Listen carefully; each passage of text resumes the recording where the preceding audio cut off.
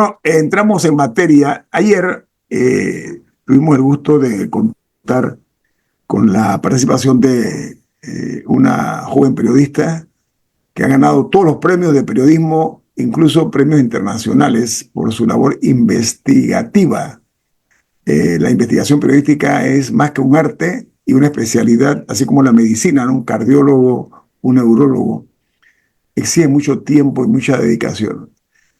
Ella publicó una nota, que creo que fueron en 2 entregas, que se llamaba Planillas maquilladas, cuentas sin saldar en la Asamblea Nacional. Estoy hablando de Maritrini Sea. ¿Cómo está, Maritrini? ¿Cómo le va? Buenos días, Nito. ¿Cómo estás? Todo muy bien por acá.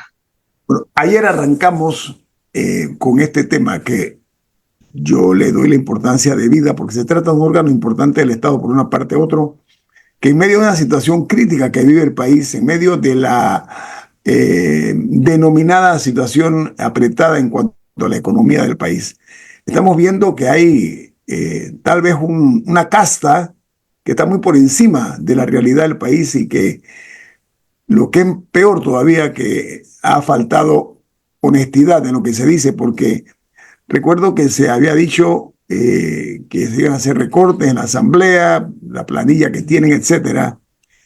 Y hasta ahora usted ha descubierto incluso que hay pagos secretos a los diputados suplentes. Vamos por parte, Maritrini, de esta investigación que usted ha hecho, ¿qué es lo más importante? Aunque todo es importante, pero ¿cuál es, en inglés es el highlight? ¿Cuál es lo que usted considera que es lo más delicado de esta situación?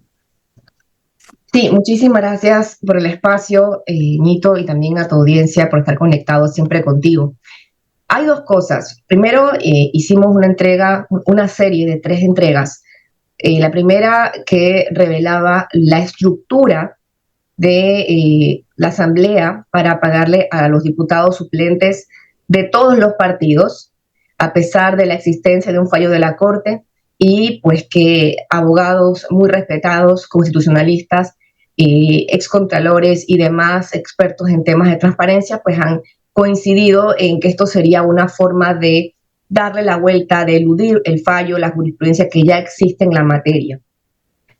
Eso por una parte. En la segunda entrega de este reportaje, lo que hicimos fue desvelar un discurso que se nos ha vendido de la transparencia, de la austeridad, primero solicitada por el Ejecutivo, debido a que el país en estos momentos pues no vive su mejor situación económica, y ha sido un mensaje que ha venido desde el presidente de la República para abajo.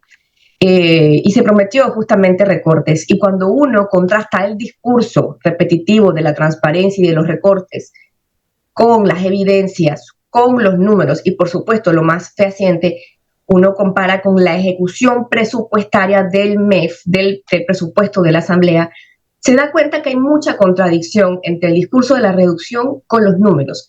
Si supuestamente hay una reducción, se debería reflejar en la ejecución presupuestaria que tiene el MEF. Y esto no ha sido así. Y además de estas contradicciones, nos encontramos con que pues no hay detalles de rendición de cuentas de estas planillas, de estas partidas, al punto que a lo interno de la Asamblea, uno de los diputados, el diputado independiente Roberto Zúñiga, ha presentado un habeas data porque primero tramitó en 2 ocasiones información sobre las planillas de la Asamblea, de cómo recibían en su momento la institución la presidenta Dana Castañeda el 30 de junio, para justamente saber cuántos eran permanentes, cuántos eran eventuales, cuántos estaban en evaluación para ser destituidos, cuántos habían sido cesados. Entonces, de esto se trata la investigación, pues que revela primero el pago de los suplentes, y la segunda parte, pues que revela, se titula Planillas maquilladas, cuentas sin saldar en la Asamblea, y pues que da en contraste que la retórica no encuentra lugar con las evidencias. De hecho, al analizar los presupuestos, nos encontramos que la presidenta pues había indicado en reiteradas ocasiones que la planilla 72 no se había activado o que en su gestión no la había utilizado. Sin embargo, hay otra planilla que descubrimos que también está en la parte de personal, que es la partida 91 o de sueldos, y que esta planilla en los 2 últimos años no pasaba de $500,000, Y justamente en la actual administración de la presidenta Castañeda, según los informes del presupuesto, pues da un brinco a 10 millones de dólares y se gasta a 10 millones de dólares y es ejecutada. Entonces, pues esto es lo que aborda la investigación y me gustaría invitar a tu distinguida audiencia a que la visiten, la lean, vean los detalles de este reportaje en el portal de la Estrella de Panamá, donde pues hemos publicado este reportaje.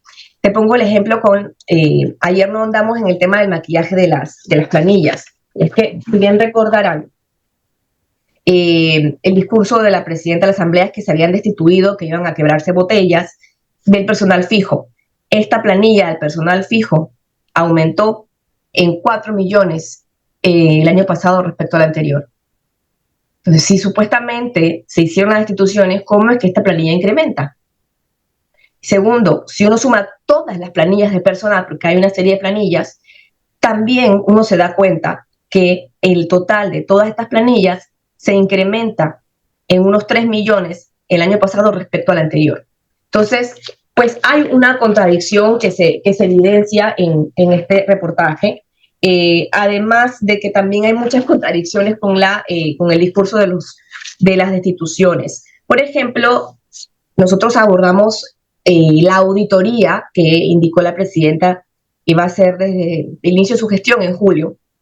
Se acordarán que ella mencionó que estaba haciendo una auditoría con las planillas. Entonces, le preguntamos a la presidenta de la Asamblea cómo era esta auditoría, cuál era el resultado de la auditoría, por qué no había ningún tipo de evidencia de esta auditoría ni en el portal de transparencia de la Asamblea ni en ningún lado, a quién se le había entregado esta auditoría, ¿no?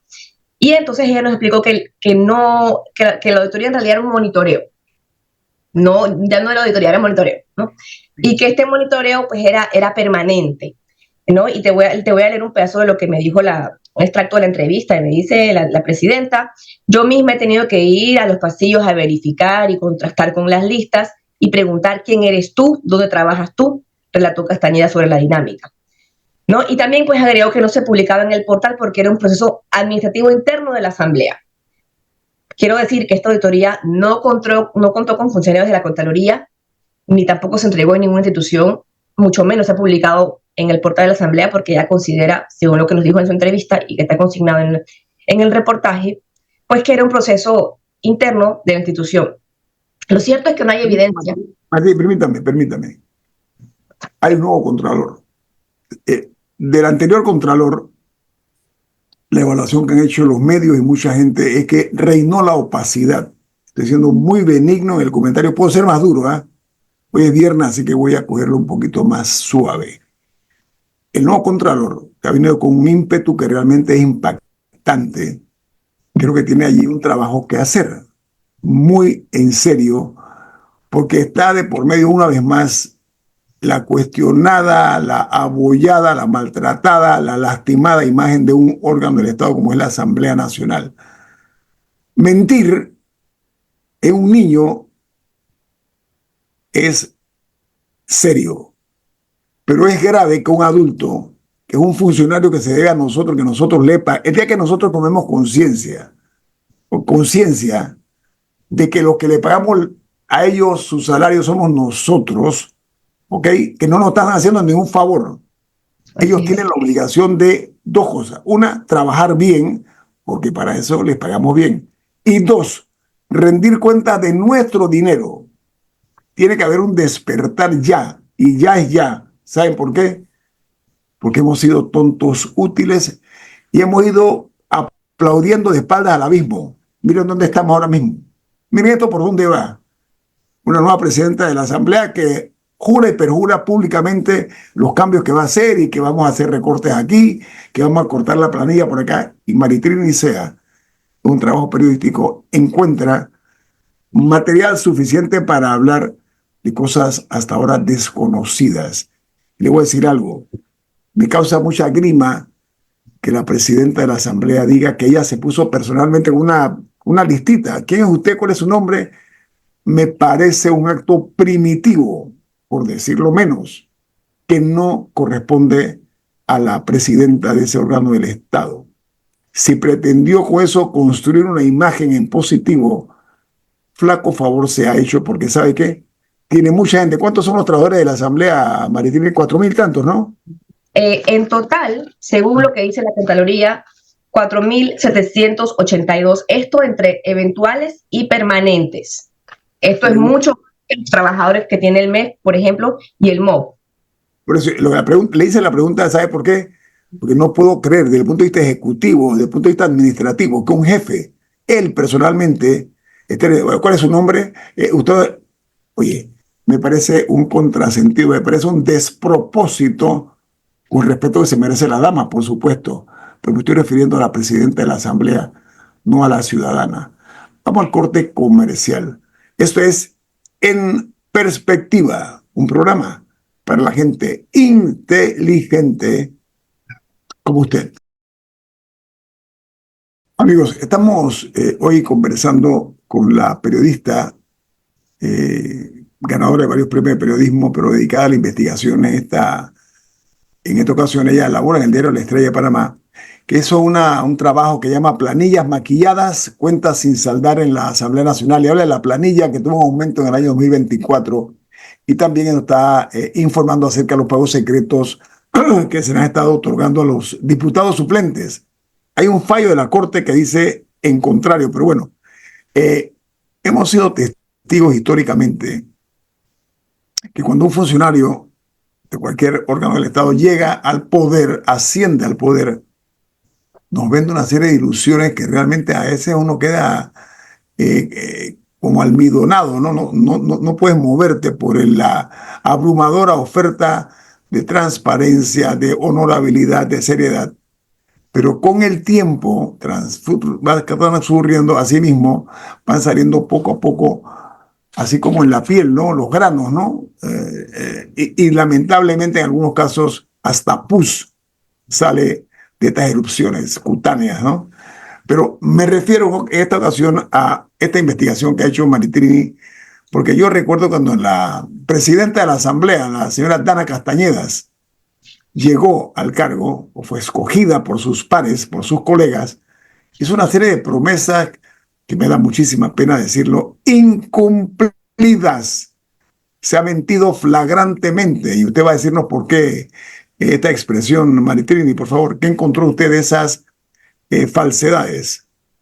Sí, realmente lo que hemos encontrado son contradicciones, es decir, el discurso de la presidenta de la Asamblea en cuanto a reducción de planillas y transparencia no encuentra lugar cuando uno revisa partida por partida la ejecución presupuestaria que guarda pues, el presupuesto y que mantiene esta información el Ministerio de Economía y Finanzas. Y justamente para poder encontrar, contrastar y ver los resultados de esta reducción, pedimos por ley de transparencia al Ministerio de Economía y Finanzas los presupuestos de los últimos 4 o 5 años de la institución. Lo pedimos con el detalle de las partidas, una a una. Esto fue lo que analicé, partida por partida. Vamos a los hechos. La presidenta de la Asamblea indicó que estaba reduciendo las planillas, la 01.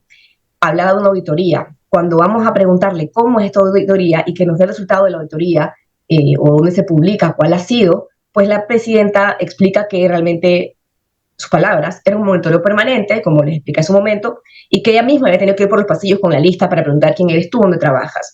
Estamos hablando de esta tarea para más de 2.900 servidores permanentes y 1.800 eventuales, es decir, casi 5.000 servidores en la asamblea, entre permanentes y eventuales, ¿no? Esto según la planilla de la Contraloría. También vemos que la planilla que reporta la asamblea respecto a y con la Contraloría se contradicen. Hay una serie de contradicciones, pero vámonos a los hechos y a lo que dice la ejecución de la plata, que es lo que tiene el MEF y que entrega. Y es que finalmente, a pesar de estas reducciones anunciadas por la presidenta y que no recordaba cuántas realmente habían sido las instituciones y las restituciones, vemos que la planilla de personal fijo, que es donde la presidenta supuestamente pues habría despedido a las personas que no tenían puesto de trabajo, esta planilla fue mayor el año pasado que en el anterior. Es decir, el año 2024 esta planilla se incrementó. Lo mismo si uno suma todas las planillas de personal con las que se gasta, con las que se pagan justamente servicios personales, personal y demás, también fue mayor en 3 millones el año pasado respecto al 2023.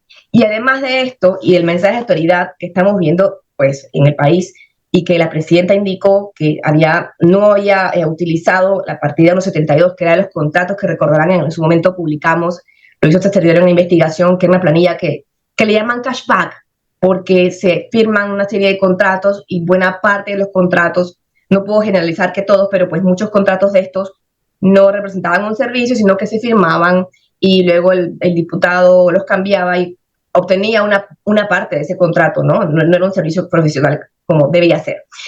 Esa planilla, pues la presidenta indicó que no la estaba ejecutando, que en su gestión eso pues se había eliminado. Sin embargo, nada nos dijo que hay otra planilla que en su gestión sí se incrementó.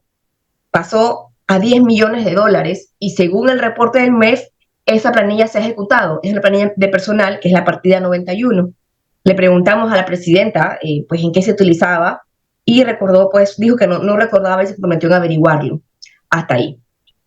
Es una partida que se ha ejecutado el año pasado y es parte de las partidas de personal. Lo mismo cuando hablamos de transparencia, tiene que haber evidencia. Lo importante, Ñito, es que estamos hablando de instituciones del Estado y que estas acciones lo que hacen es que socavan la credibilidad de instituciones y al final son instituciones que apoyan la democracia. O sea, se requiere los poderes y contrapoderes y al final si tenemos instituciones en las que no creemos, pues se afecta al país, número uno. Y número dos, estamos hablando de un supuesto ahorro económico en planillas, pero cuando uno ve la matemática, cuando uno ve la ejecución, el discurso parece contradecirse en los hechos, ¿no? En los números que arroja la ejecución presupuestaria. Y el punto de la transparencia que se prometió, pues también quedaría en cuestionamiento cuando uno, pues, se fija, bueno, ¿cuál es el punto de partida? Se hablaba de que eran 3.300 al inicio y tal. Las cifras han estado yendo y viniendo, subiendo y bajando, según el momento del discurso. Sin embargo, pues si uno quiere contrastar, no hay un documento que pueda dar fe de esto. Incluso, decía, en 2 ocasiones un diputado independiente le pidió a la presidenta que le informara con cuántos funcionarios ella recibía la institución al 30 de junio, permanentes, transitorios, por escrito, amparado en la ley de transparencia, y esta información no ha sido entregada. Desde septiembre está ese habeas data en la Corte, esperando su fallo para que la presidenta de la Asamblea pues dé la información precisa sobre este tema. Dalia. Sí, yo tengo entendido por lo que vi también, se reportó que varios diputados suplentes estaban utilizando, se podría decir de alguna forma, como estos vacíos que se estaban poniendo lo mencionaste al principio, ¿no? A pesar del fallo de la Corte donde se dice que un suplente no puede tener otro cargo porque no puede, ¿no? A muchos diputados habían, lo que tengo entendido, metido a los suplentes en sus equipos de trabajo y les habían dado como un rol dentro de su despacho por el cual cobraban un salario como de forma recurrente, a pesar de que en teoría los suplentes no tienen un salario fijo solo por ser suplentes, ¿no? Quería que nos contaras un poquito de eso y quiénes fueron, sé que fueron muchos, pero de qué bancadas son y cuál ha sido como la respuesta que te han dado las distintas bancadas cuando has preguntado, oye, ¿por qué estás utilizando esta figura de esta forma? O sea, la reacción a que se sepa esta información, ¿no? Claro, esa fue la primera entrega de la investigación y sí, realmente cuando uno investiga un tema, uno lo hace por sistemas, ¿no? Para evidenciar una estructura, algo que pues está ocurriendo. Y pues en este reportaje puedo decir que los diputados son de todas las bancadas, tal cual como lo expusimos en el ombligo de la página 4 y 5 de la edición del 27 de enero del periódico La Estrella. Hicimos una infografía, no sé si me permite la pantalla. Hicimos una infografía con todos los que se encontraban en el portal de la Contraloría. Y sí, pues las respuestas han sido diversas. Algunas personas, incluso algunos diputados, decían que no podían controlar lo que hacía su suplente. Que ahí vamos, dicen que no son secretos, pero estos pagos, inclusive el diputado principal decía, yo no lo tengo en mi planilla, está en otra planilla, y eso lo pactó el suplente con la presidencia de la Asamblea. O sea, ni siquiera estaba en el personal de trabajo, en su planilla de trabajo de él como diputado principal o de ella, ¿no? Eso por un lado. Lo segundo, estos pagos no están publicados, transparentados, como debiera ser porque son funcionarios que ya son parte de las planillas en la Asamblea, en el portal de la institución, que es la Asamblea Nacional. No hay nada de esto. De estos pagos, por ejemplo, encontramos que entre el 2 de julio y el 1 de agosto ingresaron 39 diputados a las planillas como asistentes técnicos parlamentarios. Esto quiere decir la partida 01 personal fijo. Y sus pagos salen de la Comisión de Legislación. Justamente la partida de personal fijo creció unos 4 millones. También hay otros 14 diputados suplentes que están de diversas maneras, como asesores legales, asistentes administrativos, asesor 1, asesor 2 y demás. Pero quiero decir que todos estos puestos ya existen en la estructura permanente de la Asamblea, por lo menos con una treintena de funcionarios, porque ese fue el análisis que hicimos también con la data que está publicada con la permanente de la Asamblea. Ya existen más de una treintena de funcionarios como asistentes parlamentarios, asistentes legales, asesores técnicos, los mismos puestos que cargan estos suplentes. Y lo más importante que quiero destacar aquí, Dalia, y a toda la audiencia, es que a pesar de que son suplentes, o sea, a pesar de que los suplentes están como funcionarios permanentes, como el resto de los funcionarios, ellos no marcan con el reloj biométrico que se estableció justamente en esta administración en aras de seguir pues las acciones para lo que se decía eliminar las botellas, eliminar puestos que no fueran, o sea, realmente puestos de trabajo. No marcan, no hay una evidencia de su trabajo, de su asistencia. Curiosamente, antes de ayer asistieron todos a las bancadas, estaban en las gradas de la Asamblea como nunca, se dejaron ver, pero eso no ocurría. No ocurría antes, eso fue inédito. Entonces, no hay una evidencia, y más allá de si trabajan o no trabajan, yo quiero rescatar la explicación que dio la procuradora Ana Matilde Gómez sobre el tema, y que decía, es que el tema no es si trabajan o no, eso es una discusión adicional, es que no deben estar en la estructura de la Asamblea, porque la palabra suplente es una persona que debe estar lista para suplir cuando el principal sea ausente, ¿no? Es un relevo, eso es todo. Es esto. Y la explicación del presidente de aquí la cito fue, ellos no están cobrando como suplentes, están trabajando como funcionarios de la Asamblea, eso es una estructura. Ellos han cobrado y no tengo por qué negarlo. Yo voy a hacer una propuesta para eliminar la figura de suplente, pero hasta ahí. No sabemos si esa propuesta va realmente a pues tener cabida o no, pero eso fue su respuesta ante nuestras preguntas en una entrevista periodística. Pero un poco dando seguimiento a la pregunta de Dalia, ¿ha habido alguna acción por parte, no sé, de Contraloría o por parte de la misma Asamblea de decir que, bueno, los vamos a eliminar? O por lo que acabo de escuchar, ella lo que está dando a entender la presidenta de la Asamblea es que no le importa y va a seguir como está, que ella lo apoya. Realmente publicamos que la Contraloría, después de la investigación y después también, esto fue un pedido de Transparencia Internacional por su expresidenta Ina Vega, que decía que la investigación revelaba pues otro caso de simulación de los muchos en los que se usa una ventana oculta para evadir una puerta cerrada que establece la ley. La Contraloría indicó que iba a haber caso por caso. Le preguntamos a la Contraloría, al nuevo Contralor, si iban a seguir estos refrendos, ¿no? Que a juicio, pues, por ejemplo, del abogado constitucionalista Carlos Bolívar Pedrechi es una estructura de inmoralidad. El Contralor indicó que iba a haber caso por caso para evaluar los refrendos. Y en cuanto a las respuestas de las bancadas, pues evidentemente prácticamente todos los diputados de todos los partidos, incluyendo también pues el movimiento independiente Vamos, han justificado estos pagos. Sin embargo, el comunicado de Vamos también indica que están haciendo una investigación interna para los suplentes que estén en estas posibles irregularidades, y que de hecho se habían presentado unas denuncias previo al reportaje. Es lo que dice el comunicado. Pero en general, pues todos han salido a defender estos nombramientos. Aquí el tema es, bajo ninguna circunstancia, perderse el privilegio de tener un ingreso por parte del Estado. Ese es el tema, independientemente de lo que diga la ley. ¿Sabe qué? La ley es para nosotros, no para esa casta privilegiada. Es como los corruptos, ¿no?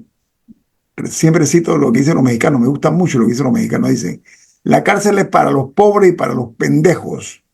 En este caso, la planilla no es ni para los pobres ni para los pendejos, sino para los grandes vivazos que se sienten con la obligación y el derecho de disponer de los fondos del Estado, a pesar de que están pisoteando lo que dice la ley. Oye, aparte de que no es algo nuevo, ellos corrieron sabiendo cuáles eran las reglas. O sea, ellos se metieron a la jugada como suplentes ya con la claridad de lo que no se podía hacer. Y si no sabían, eran unos ignorantes, ¿no? Así que también eso no puede haber omisión de por medio, no cabe. Maritini, no se vaya, ¿sí? Nos regalan unos minutos más. Con mucho gusto. Vamos a hablar de otro tema. Viene más. Esto es En Perspectiva, un programa para la gente inteligente como usted. Maritini Licea, vamos a cambiar el tema y referirnos a un evento importante. Y es que llegará a Panamá el recién estrenado secretario de Estado de los Estados Unidos, Marco Rubio. Llega mañana, sábado, para reunirse el domingo con el presidente de la República de Panamá, José Raúl Mulino. El señor Rubio acaba de dar una declaración muy interesante que la dimos a conocer aquí. Aparece en los medios de los Estados Unidos. Dicen: los que creen que el presidente Trump está haciendo broma de que vamos a tomarnos Groenlandia están equivocados. Él está diciendo: lo que dice el nuevo presidente es muy en serio. Y él se ha referido pues al tema del Canal de Panamá, creando mucha inquietud, preocupación, exaltación, póngale los términos que quieran. En opinión de no pocos, aquí va a tener que primar el sentido común, la habilidad de la inteligencia para el manejo de un tema de esta naturaleza. Pero el presidente Mulino dio una declaración donde dice: yo no puedo negociar, o mucho menos abrir un proceso de negociación sobre el Canal de Panamá, y agregó: no cederé ante los Estados Unidos. ¿Qué opina usted de eso, Maritrini y Sea? Yo pienso que estamos viviendo momentos sumamente complicados como país, como nación, y es en estas realidades en las que uno ve, uno puede sentir como un termómetro el sentir de la población, y uno se encuentra con que hay muchas personas que han, bueno, el canal es parte de nuestra idiosincrasia, nuestra cultura, Panamá y el canal, o sea, todo, prácticamente creo que todos nos sentimos que el canal es nuestro. Sin embargo, nuestra identidad. Sin embargo, también en esta ola de noticias y de expresiones que no son ciertas por parte del presidente Trump, también ha salido otra corriente de gente que dice: bueno, pero es que yo no siento ningún beneficio del canal.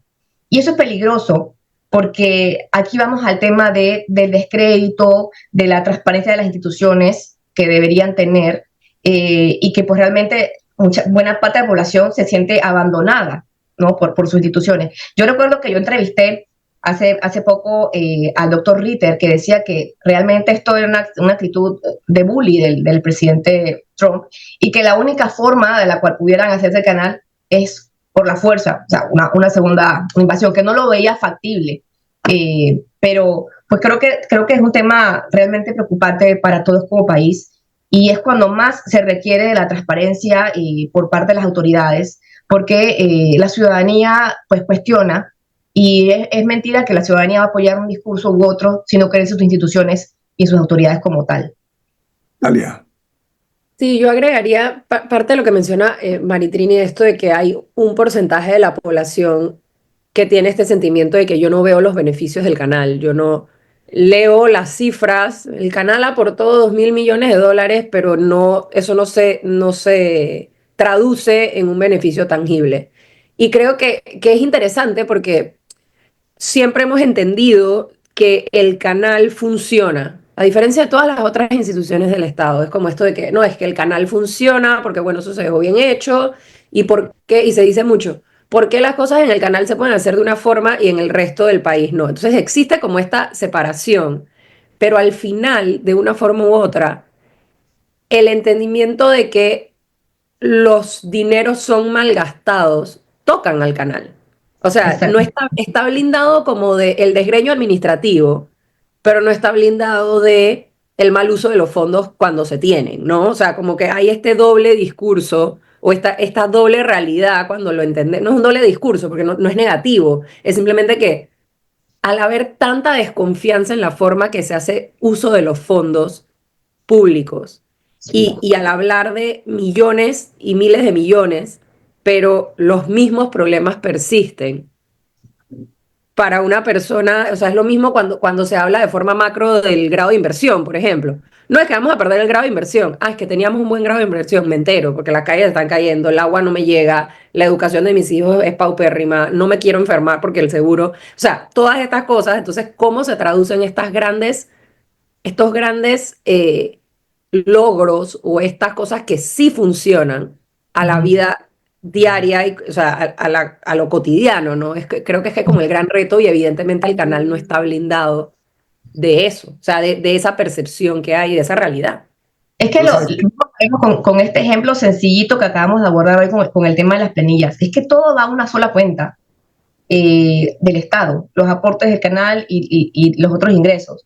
Y al final, ¿qué pasa? Cuando se dan estos malgastos, cuando se dan estos despilfarros o estos gastos con poca transparencia en planillas y demás. Y por otro lado, el país tiene otras necesidades apremiantes, ¿no? Entonces, es cuando la gente dice, bueno, ajá, ¿y de qué me sirven estos ingresos? Es un discurso peligrosísimo. Y creo que esto no apoya en nada los tiempos en los que estamos viviendo, porque pues no es cualquier persona la que lo dice, es el presidente Trump. Tenemos 3 minutos. Hay un tema, presten atención, que es el de los puertos. ¿Cómo es posible que en nuestro país durante 14 años no se revisó para nada cuáles eran las tarifas que se estaban pagando? O sea, 12 años.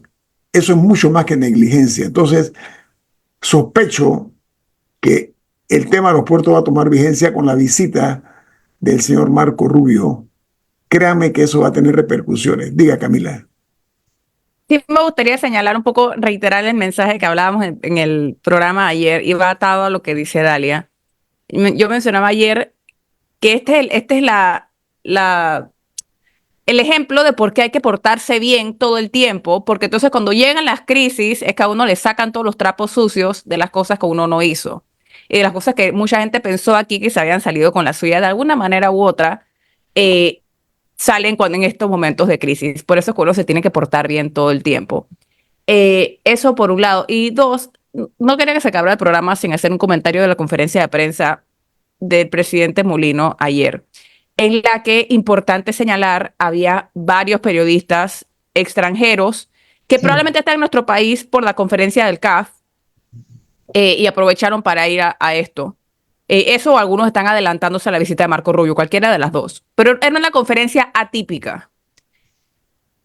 Y si bien el presidente Mulino aprovechó para reiterar su mensaje de que el canal no va a ser parte de ninguna negociación, etcétera, sí debo señalar que me pareció lamentable que se utilizara ese espacio, hablando de trapos sucios, para que saliera a relucir las antipatías que le tiene al expresidente Varela.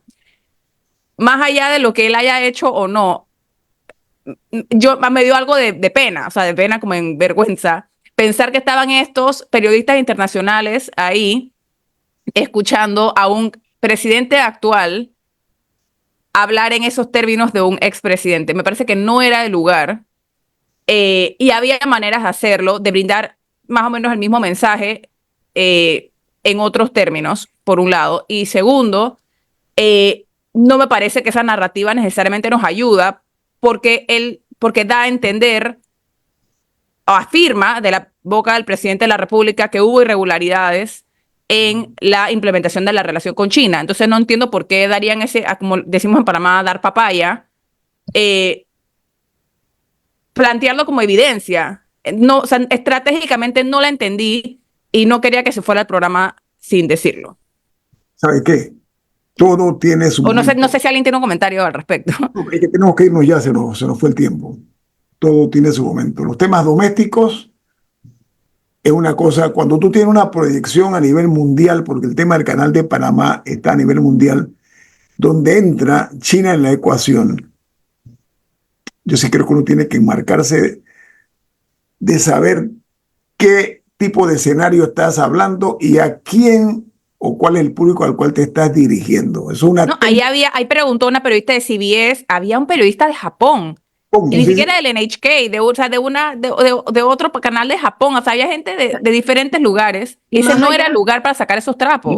Y más allá de los periodistas, es la conferencia de prensa que se da sobre el tema 3 días antes de que llegue Marco Rubio. O sea, Marco Rubio está siendo briefed de esa conferencia de prensa antes de llegar a su viaje. O sea, ¿qué es lo último que se ha dicho sobre el canal? Bueno, que Varela tiene toda la culpa de los chinos. Es totalmente el mensaje, es completamente el mensaje equivocado para dar a 3 días de la visita, en mi Bueno, opinión. ¿sabe qué? Y, Yo no, imagino- y es con lo que la gente se queda. Es con lo Claro. que la gente se queda. Él habló por como 45 minutos, no recuerdo, pero lo que se puede haber llegado a mucha gente fue eso, que para cómo fue tirando un poco más para el final. Y no era el lugar. No era el lugar.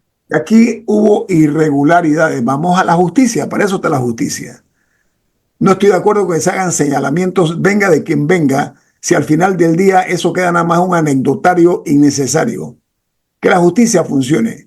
Si el presidente Varela cometió excesos y lo que se está diciendo, hombre, señor Procurador General de la Nación, ahí tiene usted un trabajito importante que hacer. Maritrini Nicea, un gusto. Yo no quería añadir, y en este contexto de lo último que decía Camila y Dalia, es que más allá de un presidente culpando a un expresidente, no podemos tampoco, por todas estas afirmaciones del presidente Trump y quejas de que le guste o no la relación de Panamá con China, que Panamá históricamente también tenía una buena relación con China, comercial, y entonces ahora vamos a decir que vamos a desconocerla, o sea, porque el otro nos está presionando. Más allá de criticar al expresidente Varela, estamos hablando el presidente de la República estaba ayer hablando de las relaciones de un socio también importante para el país, y creo que no fue de la mejor manera. Sí, porque claramente representantes de China también están escuchando. Y sí me parece importante destacar que cuando uno culpa a otra persona por algo, está dando por hecho que algo se hizo mal. Entonces, por eso es que digo que de una manera u otra estaba saliendo de la boca del presidente que hubo irregularidades, de una manera dándole razones a Marco Rubio para entonces reclamar. Y también un poco lo que dices, Maritrini, o sea, esa es la decisión que se tomó como Estado. Y no me parece que era el lugar para ese tipo de comentarios. Al final del día, las cosas que hace un presidente, los que vienen después, no lo pueden tratar simplemente como caprichos. Al final esta parte, se vuelve parte de la estrategia país, les guste o no, y si la quieren cambiar, entonces tienen que tomar medidas para hacerlo. Pero esta lanzadera de acusaciones al aire, la famosa frase que los trapos sucios se lavan en casa, bueno, no se siguió ayer. El problema es que no estamos cuidando la casa. Gracias, que tengan un excelente fin de semana. Ha finalizado En Perspectiva, un análisis para las mentes inteligentes. Por los 107.3 de Omega Estéreo.